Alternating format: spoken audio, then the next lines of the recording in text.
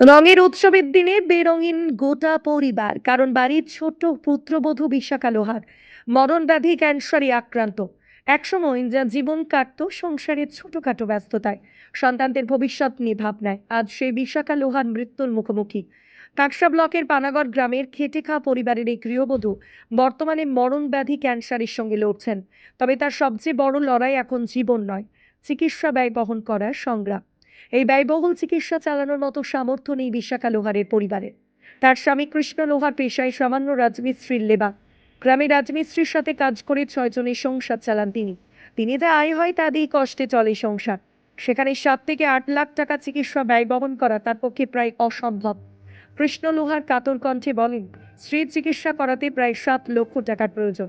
রাজমিস্ত্রি লেবারের কাজ করে সংসারের খরচই ঠিক মতো চলে না, সেখানে এত টাকা জোগাড় করব কিভাবে? যদি সবাই একটু সাহায্য করতেন তবে স্ত্রীর চিকিৎসা করাতে পারতাম। তার উপর বাবা শয্যাশায়ী, সেভাবে কোনো সরকারি সাহায্য যায়নি। গ্রামের ও পাড়ার কিছু মানুষ শুধুমাত্র সাহায্যের হাত বাড়িয়ে দিয়েছে, তাই সামান্য চিকিৎসাটুকু করাতে পেরেছি। এখন অনেক চিকিৎসা বাকি। বিশাখার 2 ছেলে সন্তানদের কথা বলতে গিয়ে বিশাখার চোখ ভিজে ওঠে। তিনি বলেন, বাঁচতে চাই শুধু ওদের জন্য, ওদের ভবিষ্যৎ দেখতে চাই। বিশাখার মা বলেন, টাকা পয়সা নেই বলে চিকিৎসা ঠিক মতো করাতে পারছি না। জামাই পাগলের মতো চেষ্টা করছে। সবাই যদি একটু সাহায্য করে তাহলে আমার মেয়েটার ভালো করে চিকিৎসা করাতে পারতাম। প্রতিবেশীদের জানান, পরিবারটি এখন সম্পূর্ণ অসহায় পরিস্থিতিতে। চিকিৎসা চালিয়ে যেতে না পারলে হয়তো বিশাখার জীবনের আশা নিভে যাবে। একজন মা বাঁচার আকুতি করছেন নিজের জন্য নয়, সন্তানের ভবিষ্যতের জন্য। সমাজের সহমর্মিতা ও সহায়তা তার জন্য হতে পারে নতুন জীবনের আলো। নিউজ ভিশন বাংলার পক্ষ থেকে পরিবারটির পাশে এগিয়ে আসার আহ্বান জানাই। আপনাদের একটু সাহায্যে এক মায়ের প্রাণ এবং 2টি বাচ্চার মুখের হাসি ফিরিয়ে দিতে পারে। আপনারা যোগাযোগ করতে পারেন সরাসরি পরিবারটির সাথে, অথবা মোবাইলে স্ক্রিনে দেওয়া ব্যাংকের বারকোড দিতে সাহায্য পাঠাতে পারেন। লিভার খাটি যখন যা পাই তাই করি।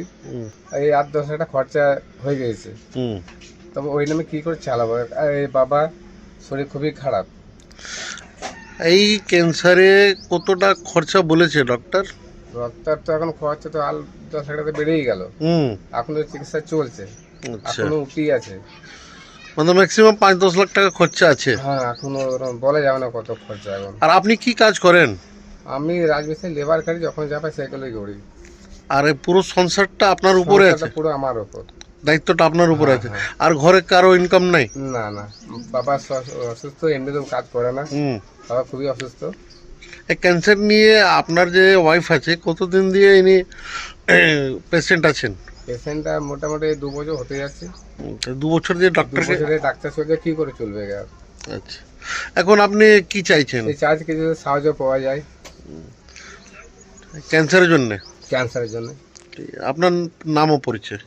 আমার নাম কৃষ্ণ লোহার, পানাগড়। আমার তো টিউমার হয়েছিল, টিউমার বলে আমার তো ওইটা নিয়ে ওটি হয়েছিল, 24-এ হয়েছিল এটা।